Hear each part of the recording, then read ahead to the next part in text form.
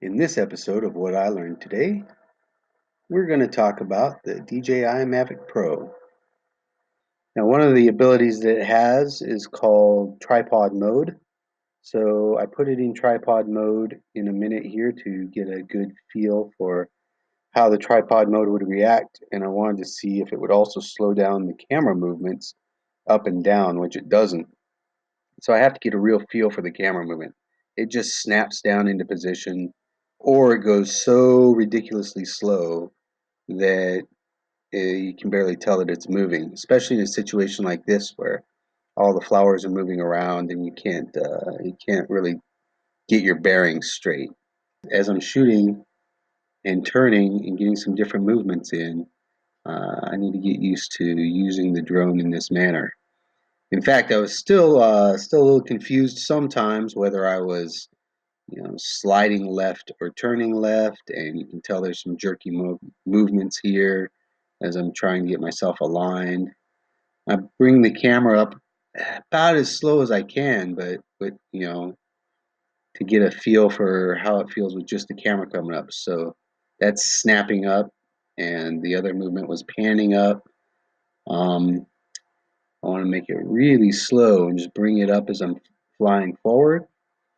And then I'm going to try and lift up to above the bridge. As the camera comes up, now I'm moving the body, but you can tell that the camera stopped and then the drone started moving up. I want to be able to make that one fluid motion. So that's what I was trying to do here. Then we come up over the bridge, and I was really hoping the train would go by while I was here. It looks like we're right on top of the bridge, but I'm actually about 40 feet away from it. It's just the camera view that shows you that. So we can take a look around here at the Pyeongtaek area. This is Anjongni and the Anjongni River. And off to our right here is the KTX train bridge. We'll get a couple of different views of that as we're flying around. I didn't want to fly over the bridge because if anything happened to the signal and the drone decided to go down, I didn't want it to crash on top of the bridge. That could be dangerous for the train, it could be dangerous for my drone, and it would probably be dangerous for me because I would want to retrieve it somehow and it just wouldn't be possible. So I decided that it would be a safer move to not fly over the bridge.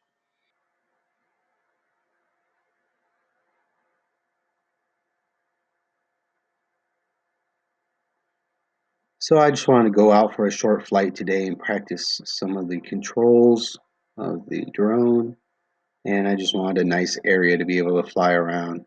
I thought about pulling out my gimbal here and using my phone to record some of these flowers as well, but then I realized that I would have to tramp through the flowers to be able to get a similar look as that. And so it's nice to be able to have the drone fly over the top of the flowers and not harm any of the wildlife,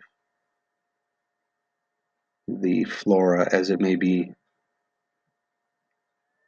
Take another look at the river over here. There's your train bridge.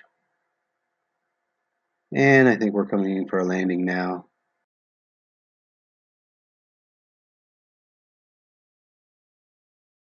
So the important thing when you're flying a drone, you're trying to get cinematic movements is to make very slow calculated movements, and turning doesn't seem to be, yeah, see, that's not a beautiful move at all. Turning just doesn't seem to be very cinematic, and I think it's something we don't see a lot in the movies, so we're not used to seeing those big jerky movements. See, that would never look good in a movie or YouTube post or anything to have something like that. So you have to really practice making your movements very slow and deliberate. And if you keep the drone moving in a straight line for a majority of the time, that's going to be more beneficial to what you want to see when you're out flying around or when you post your film. All right, that's the end of the flight, and we are going to stop the recording.